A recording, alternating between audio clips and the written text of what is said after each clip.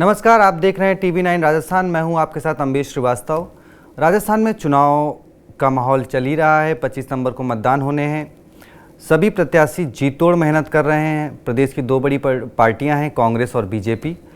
लेकिन अब क्योंकि आम आदमी पार्टी, बीएसपी, सपा और बहुत से अन्य दल भी इस बार राजस्थान के चुनावी मैदान में हैं और ताल ठोक रहे हैं कि वो इस बार राजस्थान की जो परिपाटी है उस वही नहीं बल्कि कांग्रेस और बीजेपी को झटका देते हुए एक तीसरे मोर्चे की सरकार बनाने में सफल होंगे। लेकिन इसी बीच कांग्रेस या कहें कि कांग्रेस या बीजेपी नहीं बल्कि जो अन्य दल हैं उनके जो प्रत्याशी हैं वो अपने अपने दलों को बहुत बड़ा झटका देते हुए दिख रहे हैं। बीएसपी के 9 उम्मीदवार अब तक जो है वो कांग्रेस और बीजेपी का समर्थन करते हुए दिखाई दे रहे हैं। वहीं आम आदमी पार्टी के भी कई उम्मीदवार जो है वो कहीं ना कहीं कांग्रेस या बीजेपी के तरफ जाते हुए दिख रहे हैं। उन्होंने अपना समर्थन जाहिर किया है, कभी सोशल मीडिया पर, कभी बड़े नेताओं से मिलकर। कल ही बीएसपी को एक झटका लगा या फिर कहें अशोक गहलोत की बड़ी जीत हुई, क्योंकि राजेंद्र गुढ़ा जो कि बीएसपी के विधायक थे 2018 में, उन्होंने बाद में कांग्रेस ज्वाइन करी। उसके बाद फिर वो कांग्रेस से उन्होंने बीच में इसी साल उनकी अदावत हुई। उन्हें पार्टी से नहीं बल्कि उन्हें सरकार से बर्खास्त किया गया। उसके बाद फिर उन्होंने शिवसेना ज्वाइन कर ली। अब सवाल था कि उदयपुर वाटी में इस बार मुकाबला कांग्रेस, बीजेपी और कई अन्य दलों के बीच होगा। लेकिन यहाँ पर कांग्रेस की बड़ी जीत इस लिहाज से हुई कि वहाँ के बीएसपी के प्रत्याशी ने कांग्रेस को समर्थन कर दिया। चलिए पहले हम आपको वो तस्वीरें दिखाते हैं कि आम आदमी पार्टी के उम्मीदवार ये पप्पू कुरैशी जी हैं, जिन्होंने परसों ही मुख्यमंत्री से मुलाकात करी थी। उसके बाद फिर उन्होंने मंच पर आकर समर्थन कर दिया था कि वो मुख्यमंत्री अशोक गहलोत के वादों से संतुष्ट हैं और वो कांग्रेस को समर्थन करते हैं।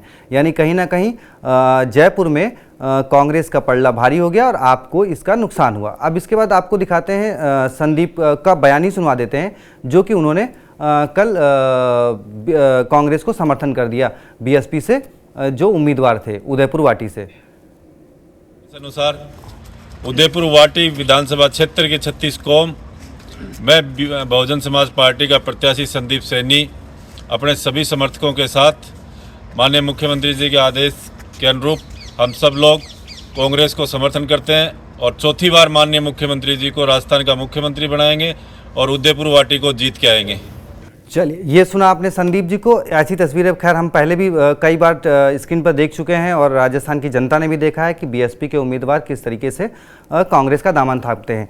अब इसके मायने क्या हैं और आने वाले समय में क्या और बदलाव हो सकते हैं, इस चर्चा के लिए हमारे साथ जुड़े हुए हैं एग्जीक्यूटिव एडिटर हमारे पंकज कुमार सर। पंकज सर से समझेंगे कि ये वैसे ये पहली बार नहीं है, ये दूसरी या तीसरी बार है जब बीएसपी 2 बार तो खैर एमएलए कांग्रेस में शामिल हुआ, इस बार बतौर प्रत्याशी ही उन्होंने समर्थन कर दिया। पंकज सर, बीएसपी को झटका, कांग्रेस को फायदा चुनाव से पहले ही। देखिए, मैंने इसलिए पहले भी कहा है और सिर्फ मैं ही नहीं कहता हूं, राजस्थान की राजनीति के जादूगर अशोक गहलोत क्यों कहे जाते हैं। इसकी बड़ी वजह यह है कि जब तक खेल का परिणाम ना आ जाए उस समय तक वो क्या परिवर्तन ला सकते हैं, ये क्षमता उन्हीं में। और ये इतनी जबरदस्त क्षमता है कि वो किसी भी समय किसी भी धारा को अपनी तरफ मोड़ करके परिणाम अपने पक्ष में ला सकते हैं। ऐसी राजनीतिक कौशल अगर किसी एक नेता में राजस्थान में है तो वो अशोक गहलोत में है। इसीलिए अशोक गहलोत को लोग जादूगर कहते हैं। वैसे प्रधानमंत्री ने आज इस बात को लेकर के बड़ा ही कटाक्ष किया है। उन्होंने कहा कि कुछ लोग अपने को जादूगर कहते हैं लेकिन वो 3 दिसंबर को छू मंतर हो जाएंगे। तो आप समझ सकते हैं कि प्रधानमंत्री एक अलग तरीके से कैंपेन करते हुए और राष्ट्रीय मुद्दों को राजस्थान की जनता के सामने रख रहे हैं। लोकल इश्यूज भी उठा रहे हैं लेकिन राष्ट्रीय मुद्दे को रख रहे हैं और कह रहे हैं कि G20 का इतना सफल सम्मेलन अगर कराया जा सका है तो वो आपकी वोटों का कमाल है। पर बड़ा सवाल यह है कि 9 में से 6 विधायकों को अपने पक्ष में करना, ये एक बड़ा सवाल है। Sir candidate candidate. जी हाँ, कैंडिडेट, माफ करिएगा, कैंडिडेट, उम्मीदवार। तो 9 में से 6 उम्मीदवारों को अपने साथ करा लेना, वो भी चुनाव से पहले अपने पक्ष में समर्थन हासिल कर लेना, ये बताता है कि अशोक गहलोत किस तरीके से पॉलिटिकल मैन्यूवरिंग कर सकते हैं। उनका पॉलिटिकल स्किल बड़ा शानदार है। वैसे बीजेपी ने भी 3 उम्मीदवार को अपने पक्ष में कर लिए हैं, और जाहिर तौर पर वहां तो मुकाबला देखिए 2 पार्टी के बीच में ही है, एक कांग्रेस है और दूसरी पार्टी बीजेपी है। बीएसपी ने अपने उम्मीदवारों को उतारा है, लेकिन बीएसपी किसी को हरा सकती है, किसी को जिता सकती है। लेकिन अगर आप ज्यादातर सीटों पर देखेंगे तो बीएसपी खुद जीतने की स्थिति में है नहीं। ऐसे में 9 उम्मीदवारों का समर्थन अपनी पार्टी के टिकट पर पहले खड़ा होना और उसके बाद 6 का कांग्रेस में जाना, 3 के बीजेपी के पक्ष में जाना, यह बताता है कि बीएसपी ने टिकट जरूर बांटे, लेकिन उनके उम्मीदवार ने ऐन वक्त पर परिस्थितियों के हिसाब से, अपने पॉलिटिकल कन्वीनियंस के हिसाब से समझौता कर लिया और वो किसी ना किसी पार्टी के तरफ चले गए। इसमें कांग्रेस ज्यादा सफल दिखाई दे रही है और इसकी बड़ी वजह अशोक गहलोत है। वैसे अगर हम 2008 की बात करें, 2018 की बात करें, तो हमने देखा है कि किस तरीके से उनके विधायकों को अपने पाले में करने में कामयाब हो रहे हैं अशोक गहलोत। तब भी संख्या 6 और 6 ही थी। तब भी संख्या 6 और 6 ही थे। तो किस तरीके से अपने पाले में ला करके अशोक गहलोत न सिर्फ सरकार बनवाए, बल्कि खुद मुख्यमंत्री की कुर्सी पर डटे रहने और बने रहने में कामयाब भी हुए। तो आप समझ सकते हैं कि ये जो पॉलिटिकल स्किल है अशोक गहलोत का, वो उनको एक अलग राजनेता बनाता है। अब सवाल यह है कि क्या ऐसी परिस्थितियां जनता आने देगी, लेकिन चुनाव से पहले जितनी कलाबाजियां अशोक गहलोत दिखा सकते हैं वो दिखा रहे हैं और जाहिर तौर पर अपने पक्ष में माहौल बनाने की कोशिश कर रहे हैं। पिछले 3 दशक का रिकॉर्ड तोड़ने का प्रयास है। वो दावे कर रहे हैं कि उनकी योजना के आधार पर सरकार का रेपुटेशन होगा, क्योंकि पिछले 3 दशक से किसी भी सरकार का वहां पर विधानसभा चुनाव के बाद रिपीटेशन नहीं हुआ है। लेकिन इस बार कांग्रेस दावा कर रही है, अशोक गहलोत दावा कर रहे हैं। अशोक गहलोत तो यहां तक कह चुके हैं कि मैं तो मुख्यमंत्री का पद छोड़ना चाहता हूं, लेकिन ये मुख्यमंत्री की कुर्सी है जो मुझे छोड़ने नहीं देती। तो आप समझ सकते हैं। और हाल के दिनों में हमने राजस्थान के पॉलिटिक्स में यह भी देखा कि जिस तरीके से सचिन पायलट और अशोक गहलोत को एक पोस्टर में साथ दिखाया जा रहा है, और कल की एक सभा में राहुल गांधी ने जैसे दोनों का हाथ मिलवाया है और पब्लिक के सामने ये जताने की कोशिश की है कि कांग्रेस एकजुट है, यूनाइटेड फ्रंट है, यूनाइटेड परिवार है और वो मुस्तैदी से चुनाव लड़ रहा है। पायलट और अशोक गहलोत में किसी तरह की कोई लड़ाई नहीं है। 2020 का जो भी वाकया हुआ है उसको भूल जाइए। इनके बीच में जो दूरियां थी वो खत्म हो चुकी है और जाहिर तौर पर कांग्रेस एकजुट होकर के बीजेपी से लड़ाई लड़ रहा है। और यही कोशिश राहुल गांधी ने कल जनता के सामने दिखाने की कोशिश की। बड़ा सवाल यह है कि जनता जनार्दन होती है, जनता की अदालत में ही फैसला होता है। अब यह देखना दिलचस्प होगा कि जनता की अदालत इसको किस तरीके से स्वीकार करती है। क्या जनता की अदालत इस बात को मानेगी कि गहलोत और पायलट एक हो चुके हैं? क्या पायलट के समर्थक पायलट के पक्ष में जोरदार मतदान करेंगे? पायलट के पक्ष में कर भी देंगे तो क्या कांग्रेस के समर्थन में जोरदार तरीके से आएंगे जैसे 2018 में आए थे? क्योंकि बीजेपी की ज्यादातर सीटों पर हार हुई थी, कांग्रेस की ज्यादातर गुर्जर समाज के बाहुल्य क्षेत्र पर जीत हुई थी। ऐसे में बड़ा सवाल उठता है कि क्या गुर्जर समाज उसी लहजे से, उसी तौर तरीके से कांग्रेस के पक्ष में वोट करेगा क्या? क्योंकि जिस तरीके से आजकल हम पोस्टर्स में, पब्लिक रैलीज में अशोक गहलोत और सचिन पायलट को साथ साथ देख रहे हैं, उससे तो ये साफ समझ में आता है कि कांग्रेस का आला कमान, हाई कमान इस प्रयास में है कि वो ये बता सके कि कांग्रेस एकजुट है। अगर कांग्रेस एकजुट होकर के लड़ाई भी लड़ती है तो क्या राजस्थान की जनता एक बार फिर यानी कि पिछले 3 दशक के रिकॉर्ड को तोड़ने में मदद करेगी? लेकिन कांग्रेस पार्टी के तरफ से वो हर कोशिश हो रही है और इसी कड़ी में ये एक और कोशिश है कि 6 विधायकों, माफ करिएगा 6 उम्मीदवारों को अपने पक्ष में कर लेना। और वो 6 उम्मीदवार कह रहे हैं कि माननीय अशोक गहलोत के दिशा निर्देश पर हमने ये तय किया है कि मैं और मेरा पूरा समर्थक जो है वो कांग्रेस के पक्ष में वोट करेगा, कांग्रेस का समर्थन देगा। तो जाहिर तौर पर ये एक बड़ी राजनीतिक जीत तो है चुनाव से पहले, लेकिन मतदाताओं का दिल किस हद तक जीते हैं ये चुनाव परिणाम के बाद ही साबित हो पाएगा। और जाहिर तौर पर अभी लाख ऐसी कोशिशें कर लें, लेकिन मतदाता बड़े पैमाने पर जब तक साथ नहीं आएंगे तब तक रिजल्ट या फैसला आपको किसी के पक्ष में दिखेगा नहीं। अभी तो 6:3 दिख रहा है, 6 कांग्रेस के तरफ तो 3 बीजेपी के तरफ। लेकिन मतदाता बड़े पैमाने पर राजस्थान में क्या करने वाले हैं ये तो 3 दिसंबर को जो परिणाम बाहर आएगा उससे ही साबित हो पाएगा कि दरअसल मतदाताओं ने किस पर विश्वास और भरोसा जताया है। सर, वो आम आदमी पार्टी के जो हवा महल के उम्मीदवार थे वो भी गहलोत जी के समर्थन में आ गए, उनसे भी जाके गहलोत जी ने मुलाकात करी। तो सिर्फ बीएसपी नहीं, गहलोत जी तो आम आदमी पार्टी में भी उन्होंने सेंध लगाई दी अपनी, मतलब उन्होंने चुनाव के बाद क्या होगा उसका व्यवस्था पहले ही कर ली है। मैंने आपको कहा, बिल्कुल आपने सही कहा, आम आदमी पार्टी, जबकि आम आदमी पार्टी के कैडर कमिटेड होते हैं। आम आदमी पार्टी के नेता कहते हैं कि हमारे लोग कट्टर ईमानदार हैं, हमारे लोग बिकते नहीं हैं, हमारे लोग टूटते नहीं हैं।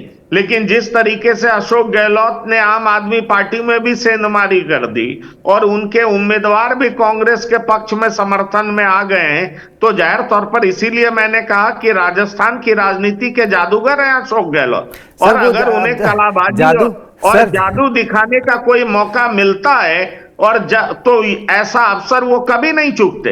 ये मत भूलिए कि उनका नाम कांग्रेस में फाइनल हो गया था, वो कांग्रेस के अध्यक्ष बनेंगे ये लगभग तय हो चुका था। उनको हटाने के लिए यहां आला कमान ने यहां से 2 पर्यवेक्षकों को भेजा था। आपने देखा किस तरीके से पार्टी के अंदर ही उन्होंने कलाबाजियां दिखाते हुए सबकी सिट्टी पिट्टी गुम कर दी।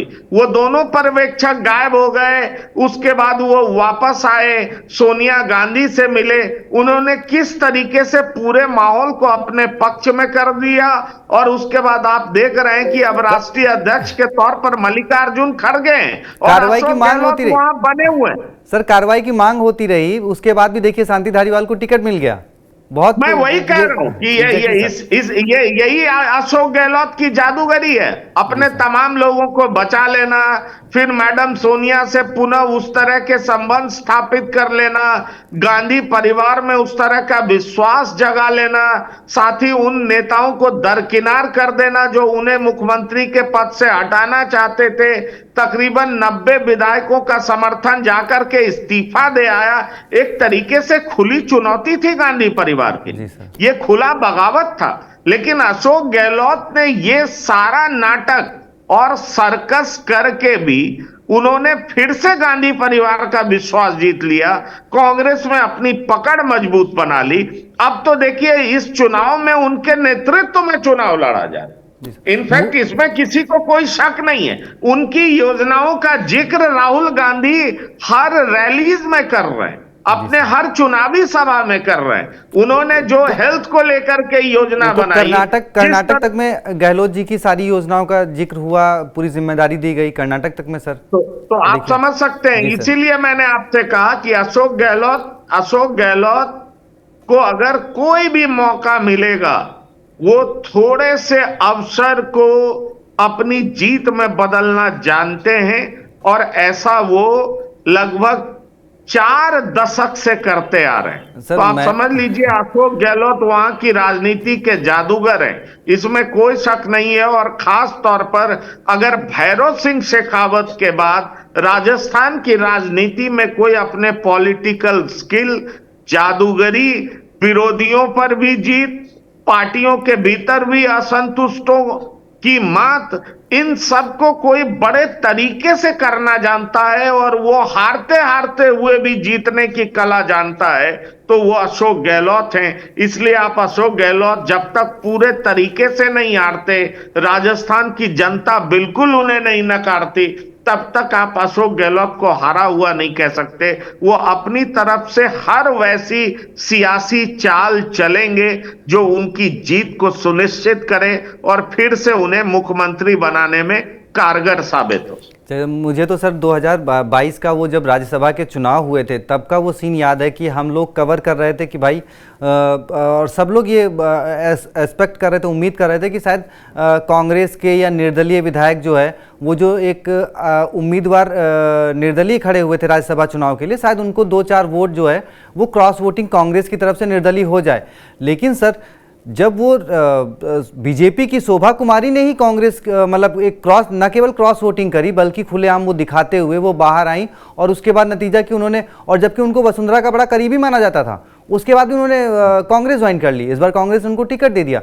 तो सर मैं तो खैर मान गया, मैंने अपनी आंखों देखी क्योंकि उस वक्त मैं राजस्थान में ही था, वही चुनाव कवर करने गया था, तो मुझे बड़ा ताज्जुब हुआ था। चलिए सर कुछ बोलेंगे सर? बोल जी सर। नहीं, इसमें देखिए अगर आप कहें हाल फिलहाल में कर्नाटक और हिमाचल कांग्रेस जीती है, कांग्रेस के को अगर फंड की जरूरत पड़ती थी तो कांग्रेस अशोक गहलोत की तरफ देखती थी। कांग्रेस को किसी को राज्यसभा में बुलाना होता था तो कांग्रेस अशोक गहलोत के तरफ देखती थी। कांग्रेस किसी क्राइसिस को मैनेज करने की समस्या कांग्रेस के पास होती थी तो कांग्रेस अशोक गहलोत की तरफ देखती थी। अशोक गहलोत इसीलिए बड़े मंजे हुए खिलाड़ी हैं, बड़े मंजे हुए पॉलिटिशियन हैं। ठीक है, लोकसभा चुनाव में बीजेपी 25 की 25 सीटें जीत करके आई है, लेकिन आपने देखा कि कैसे 2018 में सचिन पायलट उम्मीदवार थे, उनके नाम पर चुनाव लड़ा गया था। लेकिन जैसे ही एक ऐसा स्कोप बना जब क्लियर कट मेजॉरिटी कांग्रेस को नहीं आई और उस समय बाहर से समर्थन की जरूरत थी, तो अशोक गहलोत ने जिस नाटकीय अंदाज में सारे समर्थन को मैनेज करते हुए खुद कुर्सी पर दावेदारी ठोक दी, उससे आप समझ सकते हैं कि अशोक गहलोत का जो राजनीतिक कौशल है वो किस तरह का है। और इसीलिए मैं आपको अम्बेश बार बार कहता हूं कि अशोक गहलोत इस कला में बहुत निपुण है। अभी आप देखेंगे चुनाव से पहले और कई उम्मीदवारों का समर्थन वो अपने पक्ष में करेंगे, क्योंकि अशोक गहलोत बेहतर समझते हैं कि चाहे आम आदमी पार्टी हो, चाहे बीएसपी हो, चाहे कोई और दल हो, वो दल कांग्रेस की ही हालत खराब करेगी, कांग्रेस की ही वोटों में से इनवारी करेगी। इसलिए उनको ज्यादा से ज्यादा संख्या में अगर उनका समर्थन जुटा लिया जाएगा तो कांग्रेस इससे मजबूत होगी। और मुझे लगता है यही कोशिश अशोक गहलोत ने एक बार दिखाई है। इसलिए 6 बीएसपी के और एक आम आदमी पार्टी के उम्मीदवार को अपने पक्ष में करके कम से कम 7 सीटों पर उन्होंने खेल बदलने की कोशिश तो दिखा दी है और उसमें वो सफल भी हुए। थैंक यू सर जानकारी देने के लिए। और देखिए अभी क्योंकि इलेक्शन में अभी 9 दिन मतलब 8 से 9 दिन बाकी हैं, इन 9 दिनों में और कितने उम्मीदवार कांग्रेस का समर्थन करते हैं या बीजेपी का समर्थन करते हैं। देखिए लगातार बड़े बड़े नेताओं की रैलियां जारी हैं। आज भी अलवर में आज भी यूपी के सीएम योगी आदित्यनाथ, नरेंद्र मोदी और आपके जेपी नड्डा बीजेपी की तरफ से, वहीं कांग्रेस की तरफ से प्रियंका गांधी और खुद मुख्यमंत्री अशोक गहलोत अलग अलग जगह सभाएं कर रहे हैं। अच्छा, मुख्यमंत्री अशोक गहलोत सिर्फ सभाएं ही नहीं बल्कि वो वहां भी जा रहे हैं, उन लोगों से मिल रहे हैं जहां से उन्हें उम्मीद है कि ये कैंडिडेट, ये अदर पार्टी का कैंडिडेट हमारे साथ जुड़ सकता है। चलिए अभी 9 दिन बाकी हैं, हम इंतजार करेंगे कि और इस पर नज़र बनाए रखेंगे कि कितने और उम्मीदवार जो है कांग्रेस या बीजेपी का समर्थन करते हैं।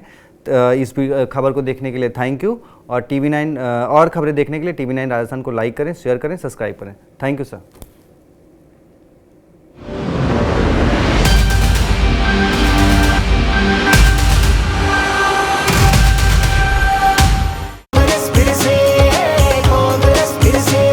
किसान को खेत लहराए, हर फसल का दाना